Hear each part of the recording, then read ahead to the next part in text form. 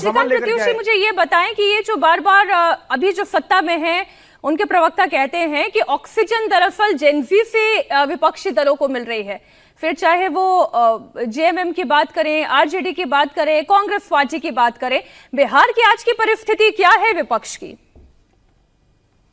देखिए, बिहार में विपक्ष नाम की कोई चीज नहीं। तेजस्वी यादव बाकी कुछ चुनाव के बाद एक्शन में जरूर दिखाई दे रहे हैं, लेकिन इसके पहले वो दिखाई नहीं दे रहे थे। तेजस्वी यादव की पार्टी आरजेडी एक इकलौती ऐसी पार्टी है जिसके पास करीब 25% का एक बड़ा वोट बैंक का चंक है। उतना बड़ा चंक किसी भी पार्टी के पास नहीं है, और उसी एमवाई समीकरण की बदौलत के पिताजी 15 साल तक बिहार पर राज करते रहे। तो तेजस्वी यादव राजनीति को लेकर गंभीर हो जाए तो अभी भी वो कमजोर नहीं है। पिछले विधानसभा चुनाव में भले सीटें कम मिली हैं, वोट उनको पिछले विधानसभा चुनाव में भी ठीक ठाक मिले हैं, लेकिन जब तक जंगल राज के नैरेटिव से बाहर वो नहीं निकल पाएंगे, जब तक वो एक सीरियस नेता की छवि अपनी नहीं बना पाएंगे, तब तक कुछ कर पाना बड़ा मुश्किल है। श्रीकांत जी, जब शिक्षा की बात तेजस्वी यादव करते हैं तो क्या जेएनयू अपने आप को उनसे एसोसिएट करेगा? वही तो बात है। देखिए, जेनजी का जो आंदोलन है ये बहुत पवित्र उद्देश्य के साथ शुरू हुआ है और ये अपने मुकाम तक पहुंचेगा, इसको कोई रोक नहीं सकता है। जो इसके खिलाफ जाएगा वो मिट जाएगा, जो इसके साथ रहेगा तो भी सबको फायदा मिलने की गारंटी नहीं है। फायदा उसी को मिलेगा जो जेनजी के नजर में भरोसेमंद होगा। तो जेनजी के नजर में कौन भरोसेमंद होगा? जो पढ़ा लिखा हो, जो विजन वाला हो, जो बदलाव कर सके, जेनजी के सपनों को साकार कर सके। तो इस आंदोलन का फायदा वही लोग उठा पाएंगे जो जेनजी के उम्मीदों पर खरा उतरेंगे। तो श्रीकांत जी ऐसी बात कर दी तो फिर ये पैमाना यदि आप रखिएगा तो सम्राट चौधरी और तेजस्वी यादव दोनों में मैं किसकी तुलना करूं?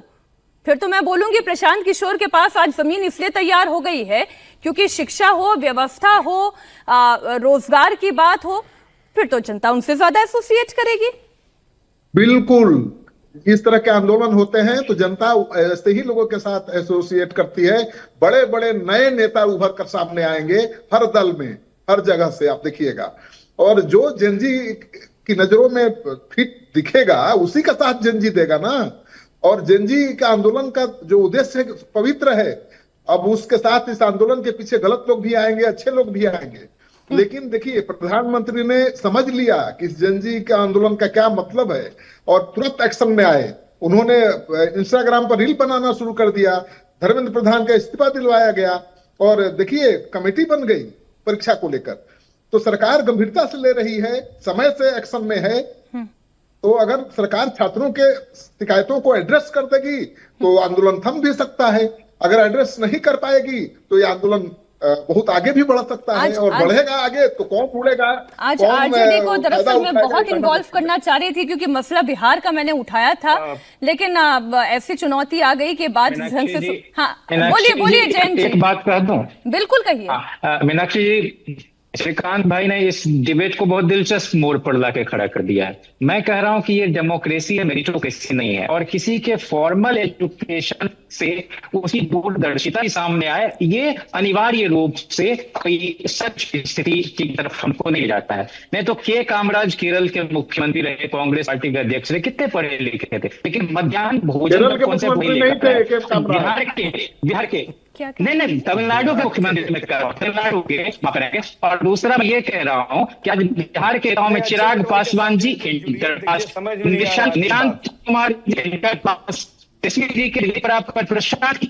नेतृत्व के शिक्षा पर बात नहीं हो रही है। नेतृत्व कैसी शिक्षा व्यवस्था को जन्म देगा, उसको कैसे प्रोटेक्ट करेगा, बात उसकी है।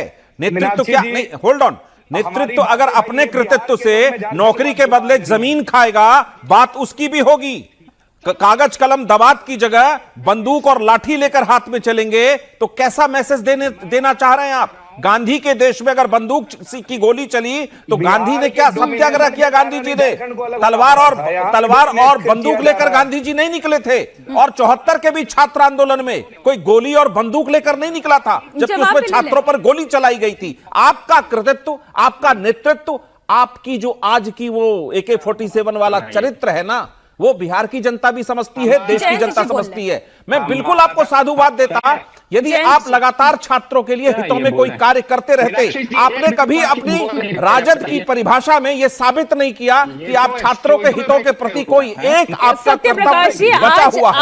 आज आपकी सरकार में ही साथी जो है वो आपको आईना दिखाने का काम कर रहे हैं। चिराग पासवान किसके लिए लेटर लिख रहे हैं? सरकार ने प्रोएक्टिव होकर के और आगे भी सरकार लेक्चरर की भर्ती के लिए चिराग पासवान को लेटर क्यों लिखना पड़ रहा है? छात्रों के लिए जो भी संभव होगा सरकार प्रोएक्टिव होकर काम करेगी। आप ध्यान रखिए कि नीतीश कुमार के मार्गदर्शन की सरकार में बैठे हुए हैं। धीरज जी बोले, जयंत जी की आवाज फिर कट के आ रही है। धीरज जी भाजपा के प्रवक्ता जब बोल रहे थे कि 5 फीट की हाइट पर, तब मैंने आपत्ति जताई थी मीनाक्षी जी। आपत्ति इसलिए जताई थी कि भारत विविधताओं से भरा देश है। कई ऐसे क्षेत्र हैं जहां पे जलवायु के कारण या कह सकते हैं कि जेनेटिक होने के कारण बात को डिटेल कर रहे हैं। माफ कीजिए, मुझे रोकना तो नहीं चाहिए था, लेकिन ये आप गलत कह रहे हैं। बिहार में पुलिस की भर्ती का मापदंड क्या होगा? वो हरियाणा का मापदंड नहीं हो सकता, यूपी का मापदंड नहीं हो सकता, वो असम का नहीं हो सकता, ना जम्मू कश्मीर का हो सकता है। धीरज जी देखिए, आप डिटेल मत करिए। मैं तो आज जो सत्ता में उनसे भी सवाल पूछ रही हूँ कि चिराग पासवान इनकी पार्टी को आईना दिखाने की कोशिश करें। धीरज जी, मैं केवल उस व्यवस्था की बात कर रही हूँ जिसके नेटवर्क में सिंडिकेट बैठ जाता है। आप उस पर बात रखिए अपनी। धीरज जी नहीं, मैं बोलूंगा ही नहीं। अब ये लोग तीनों बोले, आप बोलिए, मैं चुपचाप सुन रहा हूं। आप गलत कॉन्टेक्स्ट देंगे और धीरज जी मैं ये जनता तक जाने दूंगी, ये गलत कॉन्टेक्स्ट नहीं होगा ना। 5 फीट हाइट पर बात कर रहे थे, तो इनको कौन ठीक करेगा? क्यों 5 फीट हाइट दिया गया? अरे भैया, हाँ, तो मैंने आपसे बोला निकालिए अपना। आप अभी झारखंड का मिनिमम पैरामीटर निकालिए अपना पुलिस का भर्ती का, बिहार का निकालिए, यूपी का निकालिए, और उसके बाद भर्तियां बताइए किस आधार पे हुई थी। और बताइए कि मुद्दा यह है कि आप बात को दूसरी तरफ लेके जाना चाहते हैं। ये आग लगी रहे, मुद्दे की बात ना हो पाए, और जो बात मैंने की वो बात आपके समझ में आ गई उसके बावजूद। अरे सर, राजीव जी और धीरज जी दोनों की आवाज एकदम दबाइए। ये पोटैटो एंड पटैटो वाली थ्योरी नहीं चलेगी। बात आप दोनों एक ही कर रहे हैं। हर राज्य का अपना मापदंड और अपना पैमाना होता है, उसी पैमाने के आधार पर भर्ती प्रक्रिया पुलिस में तय होती है।